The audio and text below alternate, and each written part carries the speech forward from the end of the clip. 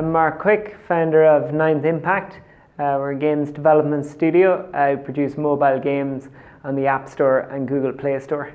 So in testing one of our games, Ninth Impact, we're lucky enough to be chosen to produce the official Biker Mice from Mars game. We developed that and launched it on the iOS, the App Store, and for Android through the Google Play Store. And that's available globally. So since we've launched that in December 2015, we've gone through several updates. So we've produced new content, new episodes, new stories to get players to continue playing the game and give them more content to enjoy. Some time back, we started looking into the concept of doing a virtual reality game based on the Biker Mice from Mars.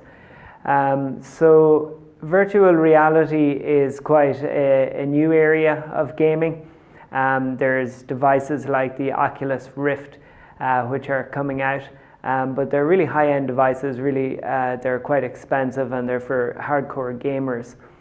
There's also a new area developing in virtual reality of really low-cost glasses and lenses where you can play virtual reality with your mobile phone. So we were really interested in this. There's a product called Google Cardboard, which you can make yourself, or you can buy for $10 to $20. You can buy one of these, and it's a piece of cardboard with some lenses in it. You put your phone in it, and it allows you to experience virtual reality if you download one of the VR apps. So we thought about creating a Biker Mice virtual reality experience, and one of the things that we needed to find out was, did anybody else want this to happen? So our first question that had to be answered, and there isn't a lot of research on this area because it's so new. So what we decided to do was dedicate some time to building a prototype version, a really small example, about 30 seconds long, of a game that uses this virtual reality, and we put the characters in that. And so some of our assumptions were that players of the existing game would really like this.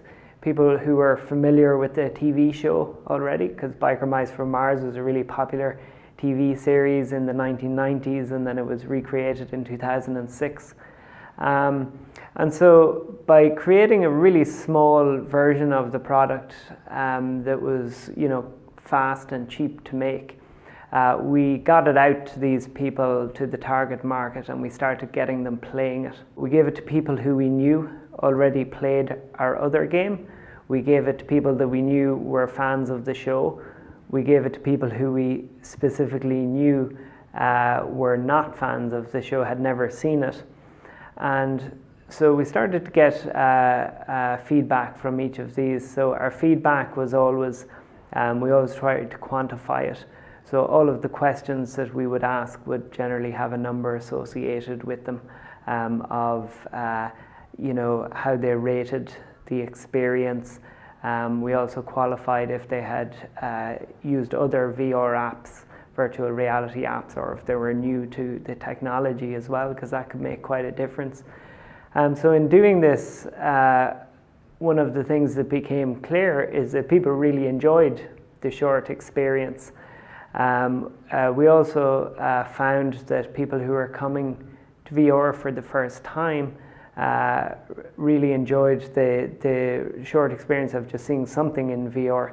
And there wasn't a significant difference between people who were familiar with the show and people who weren't familiar with the show. So gathering all these learnings at an early stage, the first decision it allowed was for us to put this into production.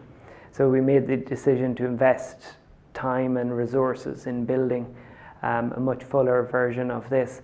We also identified who the market could be. So we didn't just focus on fans. We focused on a target market who was much broader than that. So this can be applied to any sort of businesses who are at an early stage. The key is to get a product a small quantity of product, get it quickly, get it cost effectively, don't invest a lot of resources, and then try it out with a wide variety of audiences, of target markets, the ones that you think you will sell to, and then be really diligent about also finding other markets and testing the opposite of what your assumption is.